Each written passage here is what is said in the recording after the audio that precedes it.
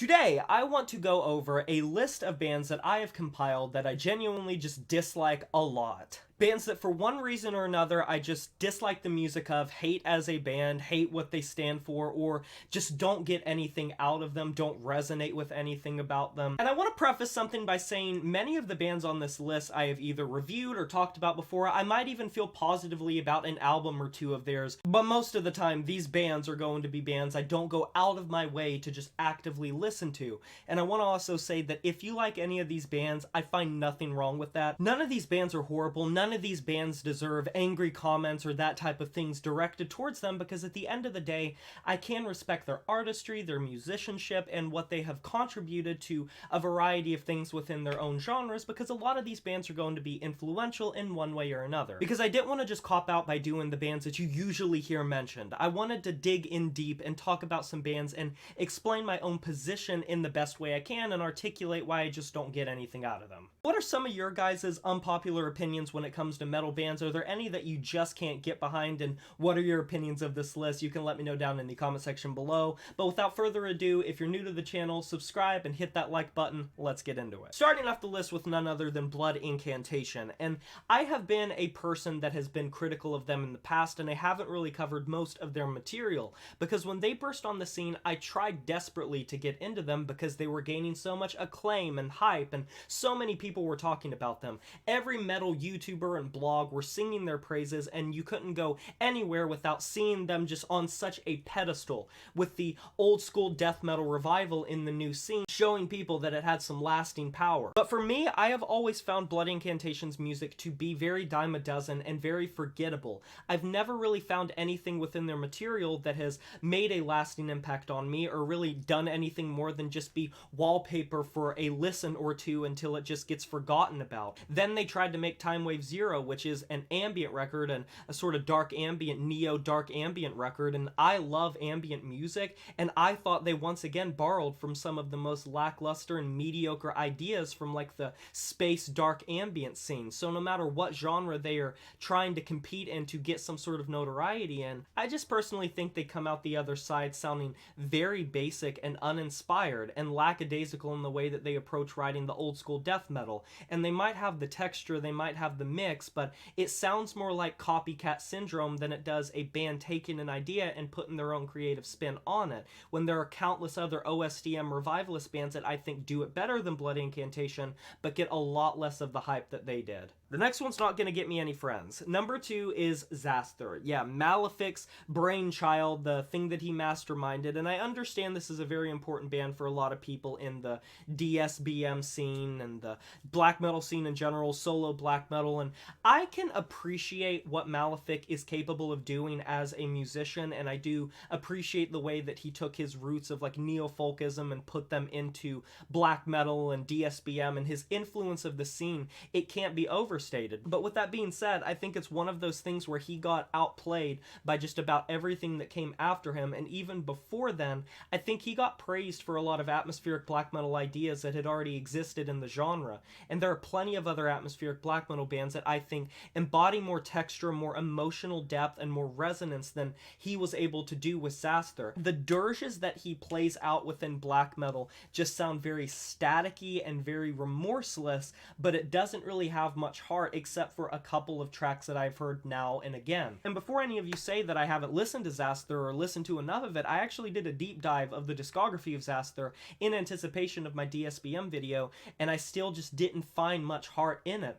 And I understand it's tortured, it's dark, and it certainly has the brittle black metal stylings of a band that fits that criteria. But honestly, more often than not, I leave a Zaster song just feeling like it is a endless ascent upwards that never really has much payoff. And when some of these tracks are extremely long and it feels like an endless staircase leading to nowhere, maybe that is part of the atmosphere, but it's just not something I get. And that's saying a lot coming from me, because I love atmospheric black metal. I love atmospheric music, and if a band incorporates atmosphere or folk elements or anything in regards to that, I am automatically going to make it go up. But I just think when it comes to the dark ambient genre, I just think there are so many other bands that have possessed more emotional intelligence with their songwriting while being more creative and and being more imaginative. Another band that's probably gonna get me some shit, and it's a band that I have went on the record saying I just don't understand so many times, is Paradise Lost. I understand, they're the forefathers of like gothic metal, and they inspired so much for that. I understand that, but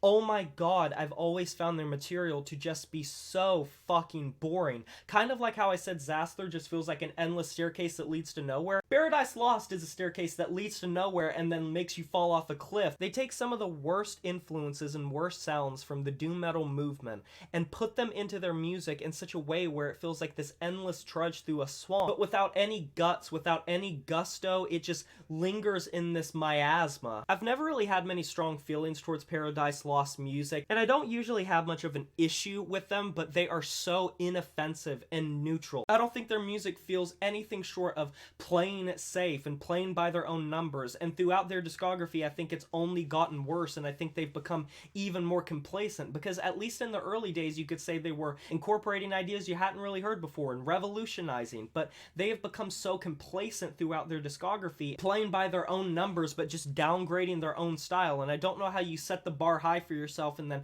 fail to exceed the own bar that you made while being outplayed by so many other bands that you influenced. I don't know how that works, but it's a mindfuck, and I think that's what happened with Paradise Lost. And anytime they release new material, I give it a shot. I listen to it. I try my best to understand the hype behind them, and I just never can. I don't even have like a strong love or hatred for this band. I just sit at the end like, and then want to listen to something more interesting. Next up, another really popular band that I have gotten the chance to see live and that I have tried so much to get into because of their hype. Why the fuck are Ice Nine Kills so popular? Their whole thing is the horror gimmick. They play out this horror vibe and aesthetic to them in a much similar manner to like Motionless in White, but fuck, at least Motionless in White have other ideas that they incorporate. Ice Nine Kills feels like they are just borrowing from the same apple tree over and over and over routinely until it feels exactly like what it is, a gimmick, a played out gimmick, something that is just has all of the flavor sapped out of it, because every trick that they continue to play,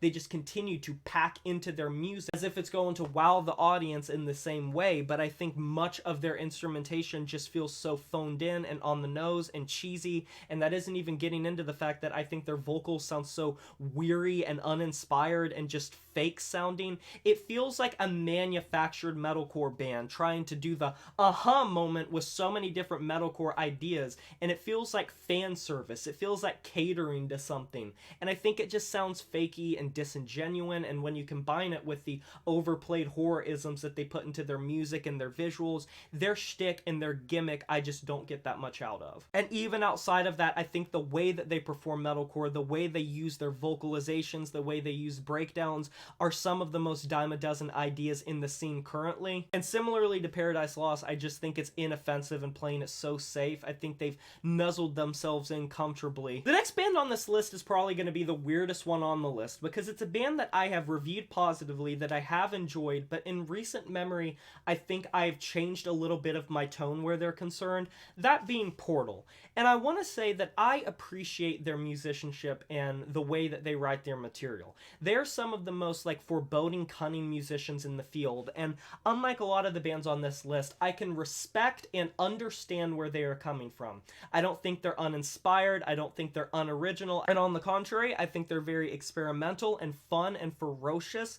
But with that being said, I have just grown an affinity for not enjoying them that much, and I think it's just because they pack their music in such a way that it sounds a little intolerable when you listen to it on repeat or over time.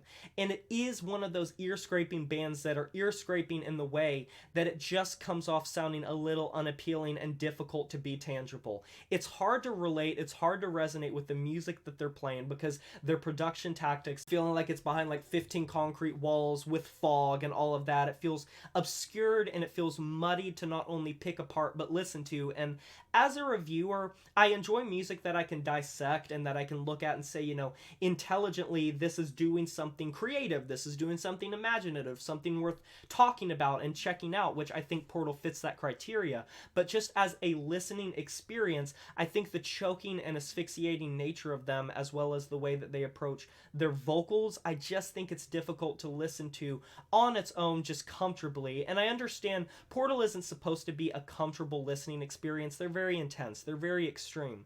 But I just have had an issue with listening to them on my own time outside of when I need to talk about them for some sort of review or something along those lines. And I wouldn't necessarily say they need to tone it back, because clearly a lot of people do find them to be very intriguing and fascinating in the way that they write their music. But if I'm going to go out of my way to listen to a technical death metal band on my own time, I don't think Portal is going to be the one that I go to, because I think they are sometimes a little bit style over substance. And there's nothing wrong with that technicality, I just want to say that, but it's just not for me most of the time. Number 6 is going to be Fallujah.